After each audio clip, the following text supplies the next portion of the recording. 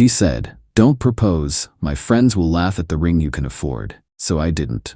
I proposed to someone else 1 year later with a $12,000 ring at the same restaurant. She watched from 2 tables away. Hey viewers, just a quick thanks. Over 14% of you are already subscribed, and it means the world. If you're new here and enjoy these stories, join the family by hitting that subscribe button. We're on the road to 10,000. Just got back from the best dinner of my life, and I had to share this with someone. My new fiancée is sleeping with her ring on, and my ex probably isn't sleeping at all after what just happened. Let me start from the beginning. 3 years ago, I was dating Claire, 27F, for about 18 months. I'm 31M, software engineer, making around $72K at the time. Claire worked in marketing for some fashion company, always worried about appearances and what people thought. We were at that point where everyone expected an engagement. Her friends kept asking when I was going to pop the question. Her mom was dropping hints, the whole deal. So I started saving up for a ring. After budgeting everything out, I could afford maybe a $2,800 ring without going into debt or wiping out my emergency fund. Not huge, but decent for where I was financially. I found this nice ring at a local jeweler. Good stone, classic setting, solid quality for the price range. The jeweler showed me the specs, explained everything. I was excited to surprise Claire with it. Here's where everything went sideways. Claire's birthday was coming up, and we were having dinner at Marcello's, this upscale Italian place she loved. I was planning to propose that night, had the ring in my jacket pocket, made sure we got her favorite table. During dessert, I started steering the conversation toward our future, talking about how happy I was with her, how I could see us building a life together, setting up the moment. That's when Claire got this serious look and said, "Actually, we should probably talk about something. What's up?" Well, my friend Jessica got engaged last month, and honestly, her ring was embarrassing. Like, really embarrassing. She tries to hide it when we go out because it's so small. I felt my stomach drop, but kept my expression neutral. That's too bad. The thing is, Brad, I know you've been thinking about proposing, and I need you to know that my friends would absolutely judge whatever ring you can afford right now. It would be humiliating for both of us. The ring in my pocket suddenly felt like it weighed 50 pounds. So what are you suggesting? Maybe wait a few years until you're more established. I mean, look around this restaurant. See those couples? The women all have real rings, substantial rings. I can't show up to events with something tiny just because you're not ready financially. I looked around the restaurant, saw the couples she was talking about, then looked back at her perfectly serious face. You're saying, don't propose because you'd be embarrassed by what I can afford. I'm saying be realistic about where you are in life. There's no shame in waiting until you can do it properly. The waiter brought the check. I paid it without saying much. Drove Claire home in complete silence. Are you mad? She asked as I walked her to her door. No, I said. You were very clear about your expectations. That night I returned the ring. Full refund, no questions asked. I also started thinking really hard about what Claire had actually told me. She cared more about what her friends thought than about being engaged to me. She valued the appearance of success over the reality of our relationship. 2 weeks later, I broke up with her. This is about the ring conversation, isn't it? She said. It's about knowing what really matters to you. Brad, I was trying to be practical. I didn't want you to waste money on something I'd be embarrassed to wear. I appreciate the honesty. She tried to backtrack, said she'd been having a bad day, didn't mean it the way it sounded. But you can't unring that bell. She'd shown me exactly how she saw me in our relationship. We can work through this, she kept saying. Actually, we can't. Take care, Claire. Clean break, no contact. Update 1. Life improved dramatically after Claire. When you're not constantly trying to impress someone who's never satisfied, you can actually focus on building something real. I threw myself into work and started freelancing on weekends. Nothing crazy, just small web projects for local businesses. The extra money was nice, but more importantly, I was learning new skills and building a reputation. About 8 months after the breakup, I met Anna, 29F, at a coffee shop near my office. She was there most mornings, working on her laptop, running some kind of consulting business. We started chatting, turned into coffee dates, then real dates. Anna was different from Claire in every way that mattered. She drove a reliable, older car that she maintained herself, lived modestly so she could invest in her business, bought quality clothes that lasted, instead of chasing trends. Most importantly, she never made me feel like I needed to prove my worth through spending money. We'd go hiking instead of expensive restaurants, cook dinner together instead of ordering out, found free events around the city. Not because we were cheap, but because we genuinely enjoyed each other's company. Anna's business was digital marketing consulting for small businesses. She'd started it 2 years earlier and was steadily building her client base. Nothing dramatic, just consistent growth through good work and referrals. I was doing well too. The freelance work had grown to where I was making extra $1,200 a month. Plus I'd gotten a small promotion that bumped my salary to $78K. Not getting rich, but definitely more stable than before. By month 12, I knew Anna was the one.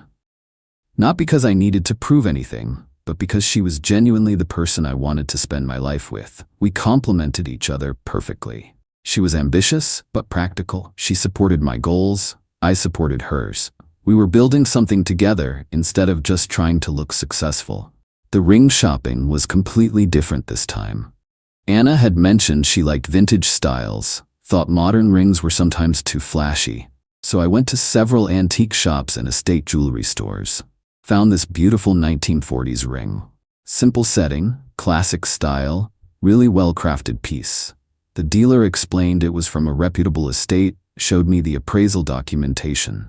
Cost me $4,200, but had so much more character than anything new in that price range. Anna was gonna love it. I was planning to propose at this little park where we went for walks. Nothing elaborate, just us and a nice sunset. Then life threw me a curveball. Update 2 years and 3 months later. Fast forward to 6 months ago. My freelance work had grown enough that I was making an extra $8K annually. Anna's business had expanded to where she was earning around $65K. Together, we were doing really well financially, but more importantly, we were happy. I'd been planning to propose for months, had the ring, had spoken to Anna's parents, everything was ready. Then Anna mentioned that one of her long-term clients wanted to take her team to dinner to celebrate completing a major project. The client was some mid-size marketing firm downtown. Guess where they were going? Marcello's. The same restaurant where Claire had told me not to propose. That's a nice place, I said casually. When's the dinner? Next Thursday. Should be fun. It's a big client, so they're going all out. I had an idea. A really good idea. I called Marcello's and made a reservation for the same Thursday, about an hour after Anna's business dinner was scheduled to start. Figured they'd be finishing up around the time we arrived. Anna thought it was sweet that I wanted to have our own celebration dinner that night. She had no idea about the history with Claire and that restaurant. Thursday evening, we got dressed up and headed to Marcello's. Anna looked incredible in this navy dress she'd bought for another client event. Elegant and professional. We got seated and I could see Anna's client group across the restaurant. About 8 people around a big table, clearly wrapping up their business dinner. Anna waved at her client contacts when she spotted them. Professional and friendly. We ordered dinner and I was getting nervous about the proposal. Had the ring in my pocket, had practiced what I wanted to say, but the moment still felt huge. About halfway through our meal, I noticed someone at the client table who looked familiar. Took me a minute to place her, but then I realized it was Claire. She must have gotten a job at Anna's client company. Small world, but not impossible in our city's marketing scene. Claire spotted me around the same time. I watched her face go through confusion, then recognition, then surprise when she saw Anna. "You okay?" Anna asked. "You look distracted." "Just thinking about dessert," I said, which wasn't entirely a lie. Claire's group was finishing up, getting ready to leave. Perfect timing. When the waiter brought our dessert, I knew it was time. I reached into my jacket and pulled out the ring box. Anna's eyes went wide. "Brad, what are you doing?" "Something I've been planning for months." I got down on one knee right there in the restaurant. A few nearby tables noticed and started watching. Anna, you're the most incredible woman I've ever met. You make me want to be better every day. You support my dreams and let me support yours. Will you marry me? The ring was perfect in the candlelight. Vintage setting, beautiful stone, exactly Anna's style. Yes, of course, yes. A few people at nearby tables started applauding. Anna was crying happy tears. I was probably tearing up too. The waiter brought champagne to celebrate. I could see Claire's group had stopped their departure to watch. Claire was staring at the ring, clearly trying to process what she was seeing. Anna was admiring the ring, taking photos, calling her parents. Everything an engagement should be: joyful, genuine, celebrating the start of our future together. This is the most beautiful ring I've ever seen, Anna said. How did you know exactly what I'd love? Because I pay attention to what matters to you. Claire's group finally left, but I caught her looking back once as they walked out. We stayed for another hour, enjoying champagne and celebrating. Anna was glowing with happiness. On the way home, Anna kept looking at her ring. I can't believe you kept this secret. When did you even find time to shop for something this perfect? I've been looking for months, wanted to find exactly the right thing. It's absolutely perfect. Final update, 3 months later. The engagement has been everything I hoped it would be. Anna and I have been busy with wedding planning, set a date for next spring, found a great venue, starting to put together our guest list. All the happy chaos of planning a celebration with someone you actually want to marry. The ring has gotten amazing reactions from everyone. Anna's friends, her family, people at work. Turns out when you choose something thoughtful instead of just expensive, people notice the difference. A few weeks after the proposal, Anna mentioned that some people from her client company had asked about the engagement. Word had spread about the restaurant proposal. One of the women there seemed really interested, Anna said. Asked a lot of questions about how long we'd been together, where you work, that kind of thing. I had a feeling that was Claire, but didn't say anything. Anna doesn't need to know about ancient history. My career has continued improving. The freelance work led to a better full-time position at a different company. Now making $92K plus, still doing some side projects. Anna's business is thriving too. She's had to bring on a part-time assistant. We're in a good place financially, but more importantly, we're building a life based on shared values and genuine partnership. I heard through a mutual friend that Claire had been asking people about me, wanted to know if I was doing well for myself now, and whether Anna came from money. Same old Claire, trying to figure out the financial angles instead of focusing on what actually matters. The truth is, the ring wasn't about proving anything to Claire. It was about showing Anna how much I valued her and our relationship. The fact that Claire happened to witness it was just a bonus.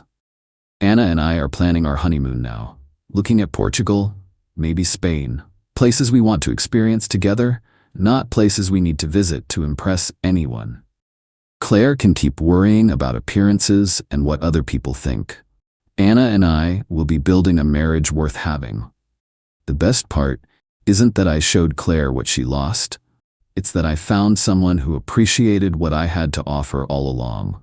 3 years ago, I was ready to propose to someone who was embarrassed by what I could afford. Last month, I proposed to someone who was thrilled by what I chose specifically for her. The difference between settling and finding the right person changes everything. Claire taught me to recognize when someone's values don't align with yours. Anna taught me what it feels like when they do.